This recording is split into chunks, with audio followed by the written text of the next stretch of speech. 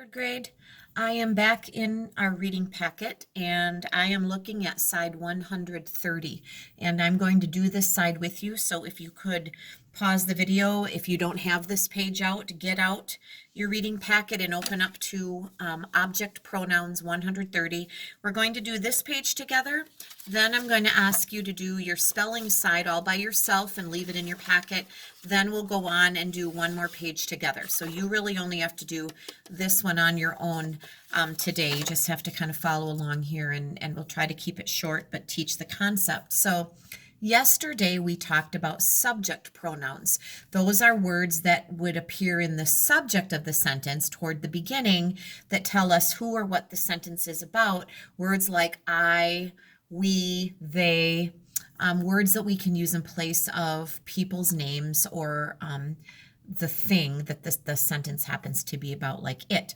Now, object pronouns are similar in that we're taking a noun and replacing it with a different word, but this time we're talking about nouns that come toward the end of the sentence in the predicate part, and so they're a little different. And as we go through this, I'm going to talk to you about some tricks that I use if it's questionable at all as to what we would use as a pronoun at the end. So the best way to do it is just to really dive into it. So the pronouns that we are going to use today are me, you, him, her, it, us, them. Those are called object pronouns. They follow the action verb. So right, they're in the predicate after that verb that we've worked on takes place. So a noun and the object pronoun that it replaces must match each other in singular and plural form. So if you're talking about a singular one person, then the pronoun you use needs to show that. And so we'll talk about that, and that'll just make sense to your ear if you think about what we're saying.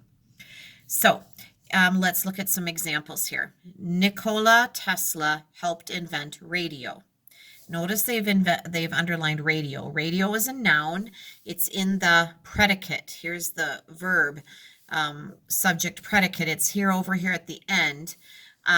If we were talking about how this man invented radio, then we could try to change it up and not always say radio. Now, radio isn't alive, so we could use it. Nikola Tesla helped invent it. We wouldn't say him or her. So it would make sense. That would be the pronoun that could take the place of radio. Others worked with Tesla. We could say others worked with him because this is a man. This man invented the radio. All right. Let's look down here and look at what we are going to do. I'm not going to write the whole sentence. This is your invitation to do it if you would like to. Otherwise, you can just write down the pronoun like I am going to for the sake of time. But if you need some cursive practice or neat printing practice, you are welcome to do the whole sentence. A man named Marconi, it almost looks like macaroni, but MAR says Marconi worked on wireless communication. They've underlined wireless communication. Now that is a thing. It's not a him or a her. A man named Marconi worked on me, you, him, her, it, us, and them. Since it's not alive, I really think we have to go with it. He worked on it. So I'm going to do a cursive it there. And again, you're invited to write the whole sentence if you'd like to. He helped make radios popular. Now, we have to be careful here. Radios aren't alive. However, we're talking about more than one. He helped make it popular doesn't work here because we're not talking about one radio. We're talking about all of them. And so as we look at our choices, he helped make them popular is really the only plural, meaning more than one choice.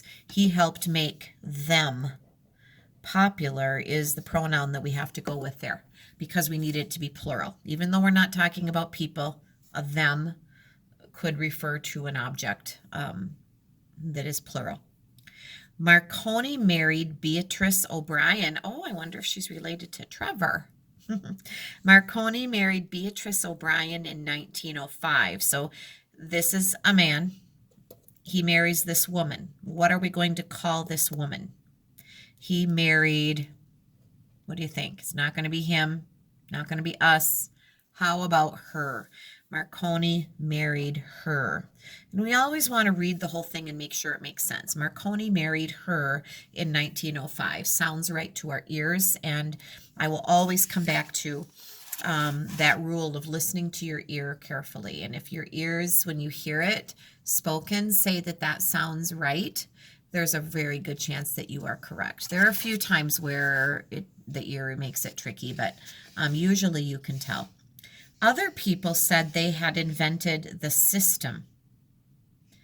What could we use in place of the system? Other people said they had invented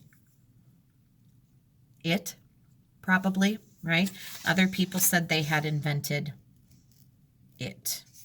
So there you go. And the last one here, people are grateful to Marconi for what he did. People are grateful to me. No, we're talking about someone else. You. No, we're not talking directly to him, but we are grateful to him. We would refer to him. People are grateful to him for what he did. So as you read that through, that makes sense. So really, we're only writing those words on this page. We will need to talk about pronouns again this week because I am assuming, I'll have to check ahead again, but I'm assuming that pronouns will be one of the sections in your reading test this week. It'll be the main grammar skill. So we will need to talk about it some more. All right, so then you're going to go through and you are going to sort words spelled with an O saying ah, AW saying ah, and AL, which can say all, like in fall, except for the word talk, which is AL saying ah. So but you're looking for the AL spelling pattern and then add the challenge words to your sort. You could add review words if you have room, but it doesn't actually say to. It just says write each basic word. So that is that. So let's finish up by looking at side 132. Oh, it's a big fancy word today, you guys, called redundancy. Redundancy is connected to the word redundant. If something is redundant, it repeats itself a lot or just repeats itself in general. When you are writing, if you are working to become a better writer, one of the things you don't want to do is say the same thing repeatedly. There's really no reason for it. And it's very common for third grade writers to say the same thing over and over for some reason. Maybe you're feeling like your teacher said you needed to write a page worth of something. And so you're talking about your favorite book maybe, and you keep saying, and it is really good, and it is great, and it is good. I've literally seen some kids just say the same thing again and again, and they're not saying anything different. We don't want to do that as a writer. Great writers make their words meaningful, and they don't keep repeating themselves unnecessarily. So let's kind of look here at an example of something that is redundant, okay? Good writers introduce a new idea in each sentence. This writer crossed out a sentence that repeats an idea and wrote a new idea. Thomas Edison loved to read. He would spend the entire day at the library. He wanted to read every book in the library. He would start at the last book on the shelf and work back to the first. Edison wanted to read all of the books there. Now notice they crossed that out. Why? Because right up here, the author already said he wanted to read every book in the library. Well, this is basically saying the same thing, just a little bit differently. You're repeating the same thought. So something new, maybe instead of what they crossed out here, could have been something like, he would dream about his experiment as he read. Something new, a fresh idea is a good idea. So moving right along, let's look at this paragraph and see if we can find out something or figure out what is redundant. Thomas Edison was a very creative child. He created a laboratory in the cellar of his home. That's like the basement. He would mix chemicals there. He would do this in the cellar. He also asked questions so that he could learn new things. Did you spot the redundant sentence? I noticed that up here we said he had a lab in the cellar of his home, and then down here he would do this in the cellar. He would do this in the cellar is not necessary. It has already been said that he does this in the cellar of his home. So to say it again is redundant. All right. Now, what could we add? What's a new idea? Well, each one of us could probably come up with a new idea. We want it to fit in with the paragraph, though. A paragraph is a group of sentences that has like a main idea and then those details. We talked about that last week. So, as we look at this, maybe we could say something like, sometimes he made up his own experiments. That's not repeating anything, but it's giving a fresh idea, and it kind of is on the same topic of him working in his lab. Okay, but it's a new idea. So if you need to pause to finish writing that, please pause. I'm going to keep going, so just turn it back to play when you're ready.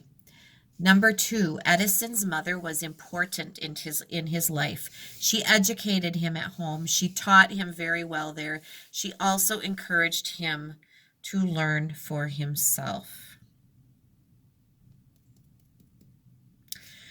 I believe that she taught him very well there is somewhat redundant. It's not as redundant as maybe this one was, because it's pointing out that she did a good job by saying she did it very well.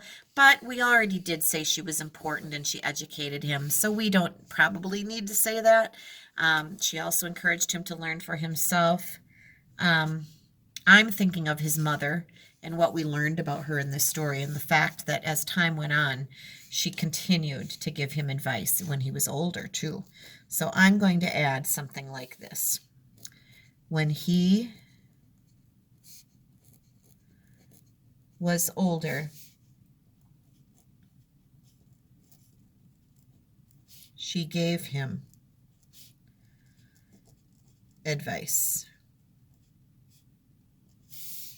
All right, again, pause that and get caught up. We're going on to number 3 now. Edison invented many helpful things. He invented the carbon transmitter, which made voices sound louder. He invented the light bulb. This invention helped people. He invented the motion picture. I noticed that we start this paragraph by saying Edison invented many helpful things. We've already said that these things are helpful. To go on and say this invention helped people is redundant because we're already stating that these are helpful. The carbon transmitter that does this, the light bulb, the motion picture, they're all helpful things. I think we could put in another example of what he invented. Edison also invented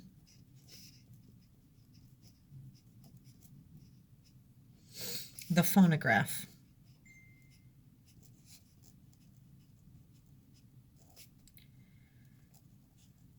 A machine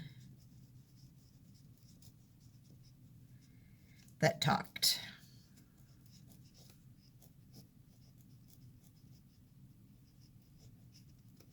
All right, so pause this, freeze the frame, whatever you need to do, go back and watch again and get these sentences, these ideas written down, and just try to tuck that word redundancy or redundant away somewhere safe so that when you hear it again, it sounds a little familiar.